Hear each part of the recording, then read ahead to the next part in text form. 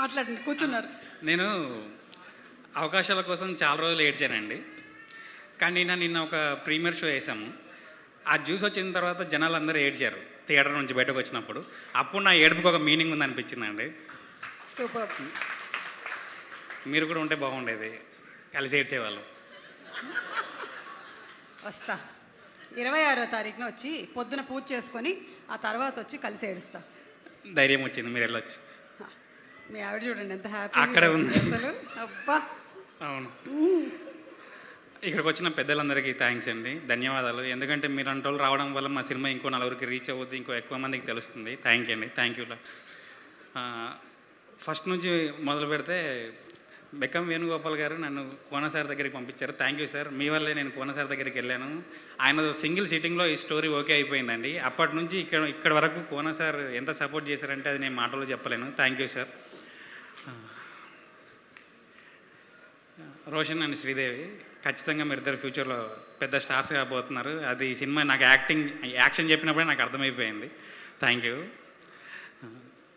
చంద్రబోస్ గారు సార్, మీతో సాంగ్ సిట్టింగ్లో కూర్చొని సాంగ్ రాయించుకోవడం అనేది అది అసలు ఎంత ఎంజాయ్ చేసామంటే సార్, మీరు రాసిన రాజమ్మ సాంగ్ కానీ పల్లెల్లోని సందలాని సాంగ్ కానీ అవి ఎంత ఇష్టం అంటే సార్, మీరు జస్ట్ అదేంటో సార్ అర్థం కాదు, అలా ఇలా తిరుగుతారు, సాంగ్ రాసిస్తారు. సూపర్ సార్, నాకైతే చాలా ఎంజాయ్ చేశాను మీతో పాటు కూర్చొని రాయడం.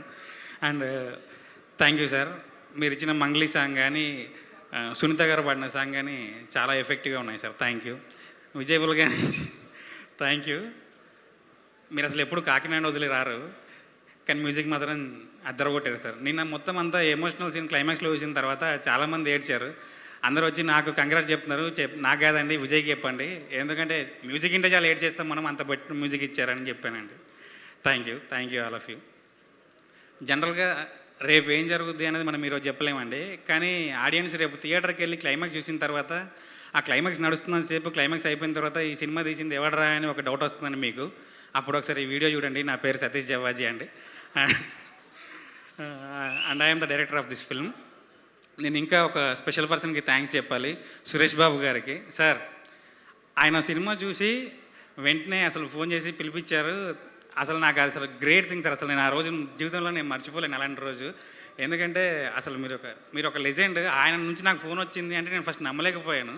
వచ్చిన తర్వాత భయపడక బాబు, మెచ్చుకోవడానికే పిలిచాను నేను అన్న తర్వాత కొంచెం హ్యాపీ అనిపించింది సార్.